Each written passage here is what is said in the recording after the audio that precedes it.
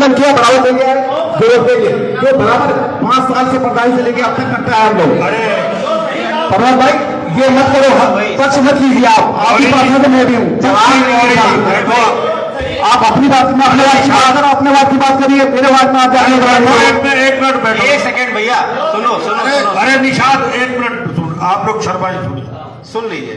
आप, मैं पहली बार ऐसा देख रहा हूं पक्ष विपक्ष आपस में जवाब दे रहा है, जबकि जवाब अधिकारियों की तरफ से आना चाहिए।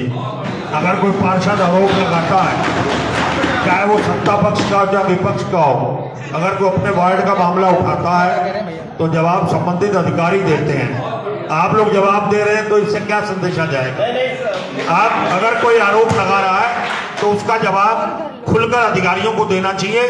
अगर कोई आरोप गलत लग रहा है तो उसको अधिकारी एमएलए साहब बोलेंगे कि वो आरोप गलत है, आप गलत आरोप लगा रहे हैं, आप तथ्य लाइए, जो बात है। पर आप पक्ष विपक्ष आपस में जवाब दे रहे हैं तो फिर बोर्ड की बैठक थोड़ी हुई है कोई, ये तो आप कहीं भी बैठ के चर्चा कर लो आपस में। अरे तो मेयर साहब जवाब दे, कह तो रहे थे, मैं बोलता हूँ भाई, आप प्रूफ दो। आपने सुनी नहीं मेयर साहब की बात? मैं आप खुद मेयर से ऊपर होकर खड़े हो गए। मेयर साहब तो बेचारे बहुत देर तक कह रहे थे, अरे भाई मैं मुझे सुनो तुम, मैं जवाब देने को तैयार। जैसा कि अभी एक हमारे सम्मानित नेता प्रतिपक्ष भी है और हमारे पार्षद भी है, उनकी तरफ से एक आरोप लगाया गया है बिल्डिंग के ऊपर। मेरा ये कहना है कि यहाँ कोई भी प्रस्ताव कोई मेरे सहमति से तो पास होता नहीं है, बोर्ड पास करता है। और जिस दिन ये बोर्ड ने ये प्रस्ताव पास किया कि यहाँ पर एक सभागार होना चाहिए, क्योंकि हमारे पार्षदगण आते हैं, वो इधर उधर भटकते रहते हैं, उनके लिए बैठने के लिए भी जगह नहीं। मेयर का और नगर आयुक्त का कमरा इस टाइप का है कि शायद नगर पंचायत के जो अध्यक्ष होते हैं उनका इससे बेहतर होता है। आप अगल बगल की नगर पंचायतों में जाके देख लीजिए। पूरे बोर्ड ने सहमति से ये पास किया। उस समय ये सम्मानित सज्जन जो आज विरोध कर रहे हैं वो सोए हुए थे क्या सदन में? मैं इनसे पूछना चाहता हूँ। दूसरी बात, इन्होंने जो आरोप लगाया है भ्रष्टाचार का, मैं आपको कोर्ट में खींचूंगा। आप हैं किस चक्कर में? आपको शर्म आनी चाहिए कि आप सदन की गरिमा भंग कर रहे हैं। आप अगर प्रूफ है, मैं चैलेंज करता हूं, लाइए क्या प्रूफ है आपके पास कि यहाँ भ्रष्टाचार हुआ है।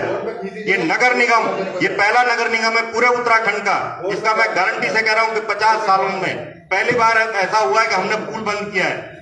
दिखाया कि यहाँ पर टेंडर फूट हुए आज तक, कमीशन खोरी मैंने बंद की है, 1 रुपया हम लोगों ने नहीं लिया। प्रूफ करके दिखाइए आप लोग। आप लोगों को शर्म आनी चाहिए कि आप लोग सदन की गरिमा तार कर रहे हैं।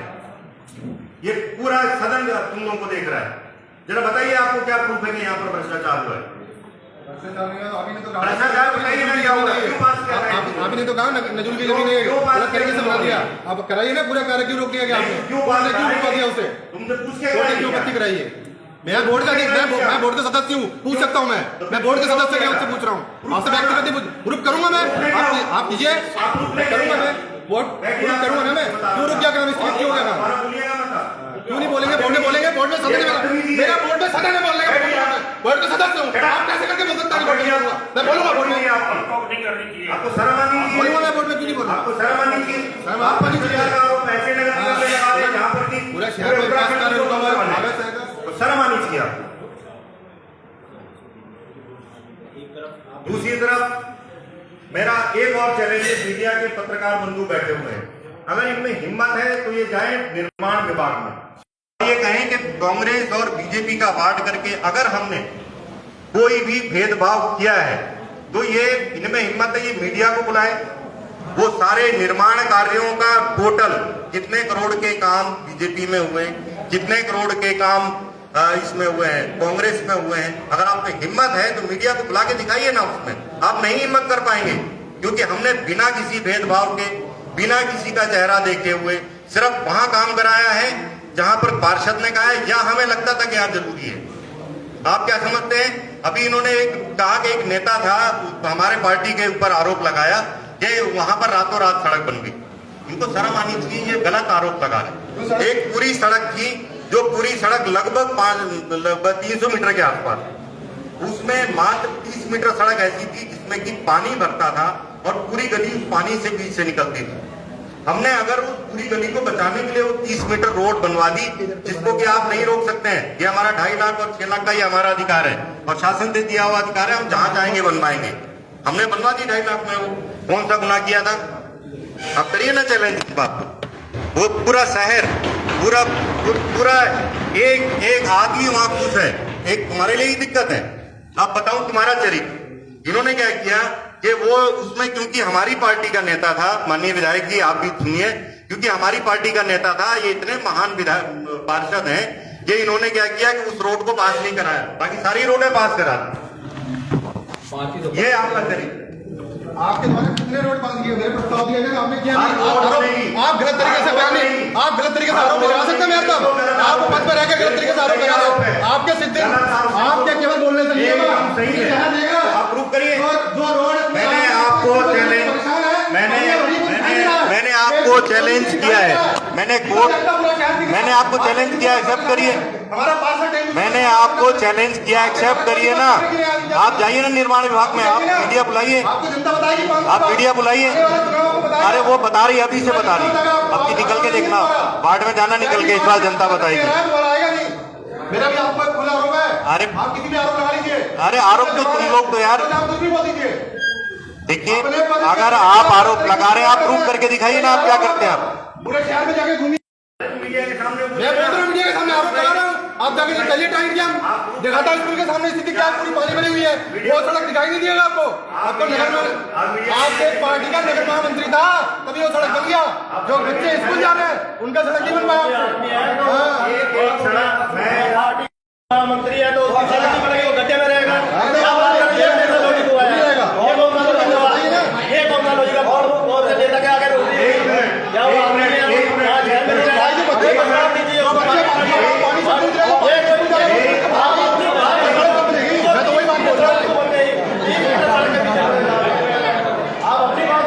आप एक पूरे सदन में एक बार मेरी बात सुने, एक बार बड़ी ईमानदारी से आप लोग मेरा, या तो मेरा बोलिएगा मैं गलत कह रहा हूं या फिर मेरा आप समर्थन करना पड़ेगा। ये लोग कह रहे हैं कि टेंडर बिना बजट के कर दिया गया और वो डीएम साहब ने मना किया था। एक तरफ कह रहे हैं काम नहीं हो रहे हैं, दूसरी तरफ जब हम टेंडर कर रहे हैं तो उसका सदन में बैठ के विरोध कर रहे हैं। ये दो मुंहे चेहरे कब तक चलेंगे? आप बताइए, क्या ये बात सही है? और हमने उसमें लिख के दिया है डीएम साहब को, जब बजट आएगा हम टेंडर करके रख लेते हैं, जब बजट आएगा तब हम वर्क ऑर्डर जारी करेंगे। हमने वही किया है। हमने ये विरोध कर रहे हैं तो उनको सड़कें चाहिए कहाँ? ये जनता को बताए ना, इनको सड़कें नहीं चाहिए। इनको सिर्फ और सिर्फ विपक्ष की राजनीति के नाते सिर्फ बेवकूफी करना है, तो कुछ नहीं चाहिए। बिल्कुल बिल्कुल गलत बात। आप बैठ जाइए। आप सारे रोड के काम पास हैं, वही हो रहे हैं। उसके अलावा एक नहीं हुआ है। 6 लाख और 2.5 लाख का शासन से हमें अधिकार है, वो हम कर रहे हैं।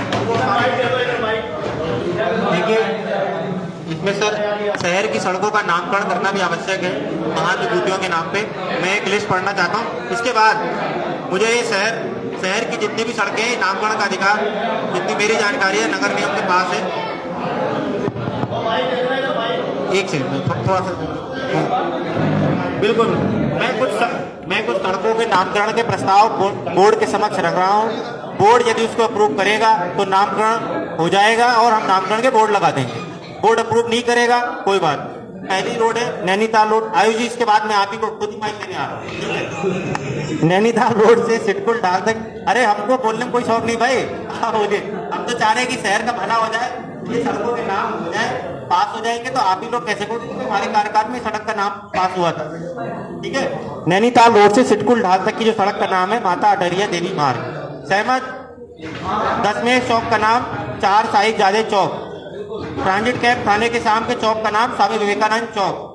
ट्रांजिट कैंप के मुख्य मार्ग का नाम सरदार वल्लभ भाई पटेल मार्ग। शांति कॉलोनी मुख्य मार्ग मेजर सोमनाथ शर्मा मार्ग। अग्रवाल धर्मशाला मार्ग महाराजा अग्रसेन मार्ग। रिंग रोड आवास विकास को लाला लाजपत राय मार्ग। सिविल लाइन चमनलाल बांबा मार्ग। जनता इंटर कॉलेज के सामने की सड़क स्वर्गीय ओम प्रकाश गुप्ता मार्ग। आवास विकास पार्क का नाम स्वर्गीय श्री बनारसी दास राणा पार्क। ट्रांजिट कैंप गोल मलैया से मुख्य बाजार तक शहीद खुदीराम बोस मार्ग। पानी की टंकी ब्लॉक डी मार्ग शहीद सूर्य सेन मार्ग। शिमला बहादुर रोड राम प्रसाद बिस्मिल मार्ग। रामपुरा से नृपला पाल कोहली जी के सामने का चौक, जलकारी बाई देवी चौक, रामपुरा कबीर द्वार से 84 घंटा तक मंदिर का मार्ग कबीर मार्ग, सोनिया होटल से एकरा मार्ग तक स्वतंत्रता संग्राम सेनानी एकरा आर्य मार्ग, नैनीताल हाईवे से। इन उपरोक्त नामों में किसी को कोई आपत्ति है तो बता दीजिए, वरना मैं बोलिए।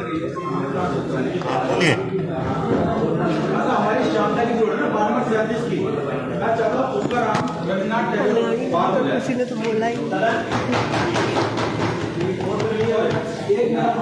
इसमें मैं एक लाइन इस प्रस्ताव में और जोड़ता हूँ, तो फिर ये सारी सहमति बन जाएगी कि जो संबंधित वार्ड के पार्षद हैं, अगर कोई हमारा फ्रीडम फाइटर है, स्वतंत्रता संग्राम सेनानी है, कोई ऐसा समाज सेवी है जिसका समाज में बहुत बड़ा रोल रहा हो, तो ऐसे लोग अगर उनके नाम पे अगर पार्षद की तरफ से सहमति आती है तो उसको बोर्ड की सहमति माना जाए और उसका नाम रख दिया। ठीक है, अब बाकी इसमें आ जाएंगे, बाकी अब आ जाएंगे। एक प्रस्ताव जुड़ गया, एक चीज और, एक मिनट प्लीज, शांत प्लीज। एक और ये ना एक आयुष को एक बार बांट दो बड़े दिन से। और एक सुझाव और था मेरा कि जो नैनीताल रोड है उसमें दिक्कत क्या आ रही है कि वो सारी रोड आज की तारीख में कमर्शियल हो गई है भाई साहब। जो रोड है सारी कमर्शियल है, लेकिन कागजों में जो उसका स्टेटस है वो स्टेटस उसका आज भी रेजिडेंशियल है, क्योंकि लोगों ने सोसाइटियां बना के और उसको रेजिडेंशियल में मकान लिए थे। आजकल सब उसमें जो है जो काम कर रहे हैं, व्यापारी कार्य कर रहे हैं, तो कमर्शियल है। तो नैनीताल रोड से लेके 300 मीटर तक के अंदर तक जो भी आते हैं उनको हम लोग व्यावसायिक मानते हुए उसको व्यावसायिक श्रेणी में रखने का एक प्रस्ताव मेरा है, जो सदन अगर अनुमति दे तो हम लोग कर लेते हैं उसको। आयुष जी बोलिए।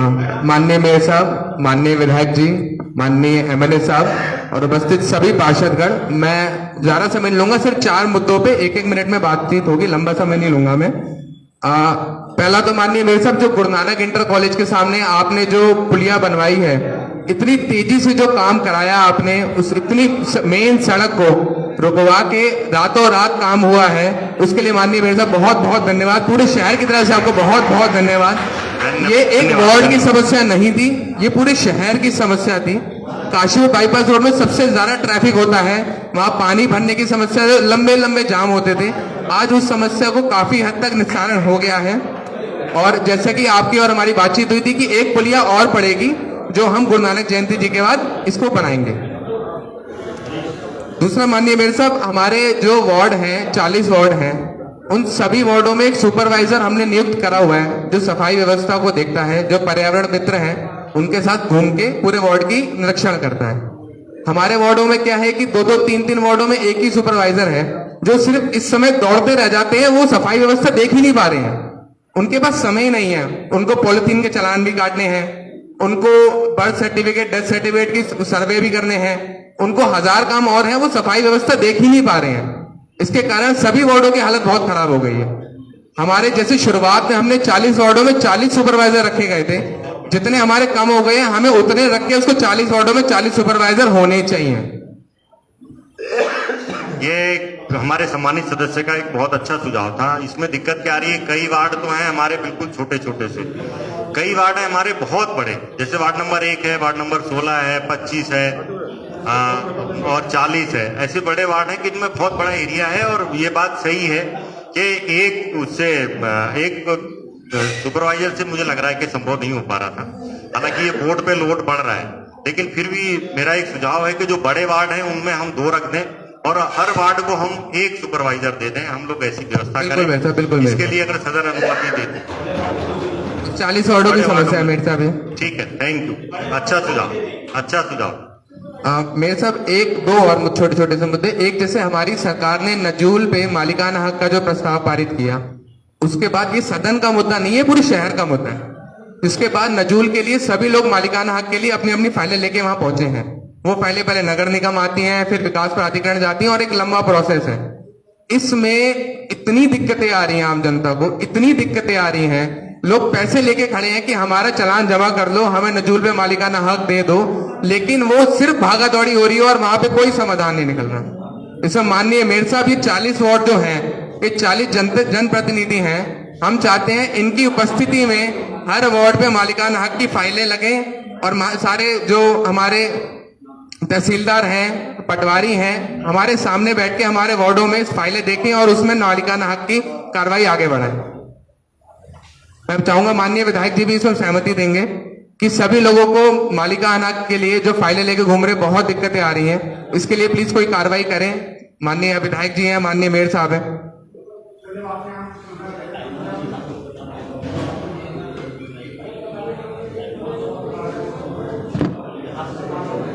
ये देखिए, इसमें कितनी जगह जा रही है, राजेगढ़ को भी इसमें जोड़ दिया है, बार-बार निगम को फाइनल भेज देते हैं ऑब्जेक्शन लगा के, जबकि चाहिए कि अगर कोई ऑब्जेक्शन है तो बुलाएं एक दिन, सारी फाइलों संबंधित और नगर पर निगम के आदमी को बैठा के निकालें, पर वो इतने चक्कर लगवाते हैं, इतने किसी की फाइल हो ही नहीं पा रही। अब उसमें कई बातें हैं जो नहीं कही जा सकती। इसमें एक हम लोग ना एक सरलीकरण का हम लोग ना इसमें प्रस्ताव पास करें, क्योंकि हमारे माननीय सदस्य हैं आयुष जी, उनका कहना है और हमारे माननीय विधायक जी भी इस बात से सहमत हैं कि निश्चित रूप से बहुत ज्यादा दिक्कतें हो रही हैं। फाइलें एक ऑफिस से दूसरे ऑफिस ही ट्रांसफर हो रही हैं, काम लोगों के नहीं हो पा रहे। तो मैं आपके माध्यम से एक प्रस्ताव पास करके हम बोर्ड से हम डीएम को भेजना चाहते हैं, डीएम साहब को, कि इस पे सरलीकरण इसका किया जाए ताकि लोगों को परेशानी से बचाया जा सके। क्या सदन सहमत है? ये प्रस्ताव ये प्रस्ताव नोट कर लीजिए, सरलीकरण का।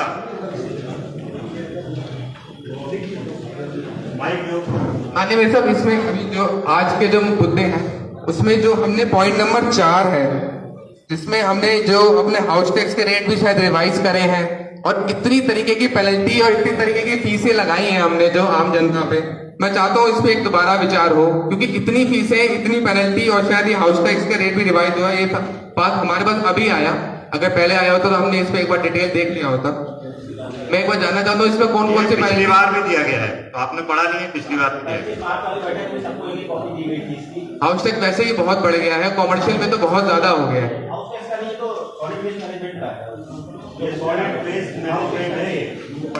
अच्छा, आखिरी मुद्दा मैं उठाना चाहूंगा।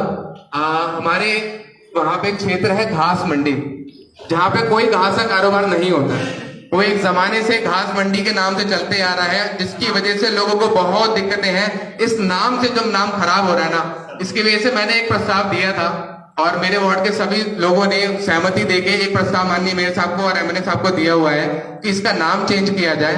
और माननीय मेयर साहब के साथ एक सहमति एक बन रही है जिसकी सर्वोदय नगर नाम रखने की। तो माननीय मेयर साहब, मैं चाहूंगा इसका आप एक बार घोषणा कर दें। ठीक है, मैं घोषणा करता हूँ। मुझे लग रहा है पूरा सदन इस बात पे सहमत है कि घास मंडी हटा के उसको सर्वोदय नगर कर दिया जाए। Thank you. जी, तो पहले तो सबको नमस्कार मेरा। हेलो, माननीय महापौर महोदय, माननीय विधायक जी, नगर आयुक्त महोदय, हमारे वार्ड में एक पुल है जो पिछली बार बाढ़ आई वो टूट गया था। उसमें लोगों ने बांस का पुल बनाया, बहुत समस्या हो रही है। तो वो बनेगा या नहीं बनेगा, माननीय विधायक जी के माध्यम से भी मैंने उस बात को रखा है, आपके माध्यम से कई बार रखा है। उसमें बहुत समस्या हो रही है और छोटे छोटे बच्चे स्कूल के माध्यम से स्कूल जाते हैं, उस पुल के माध्यम से उसमें गिर रहे हैं, चोट भी लग रही है।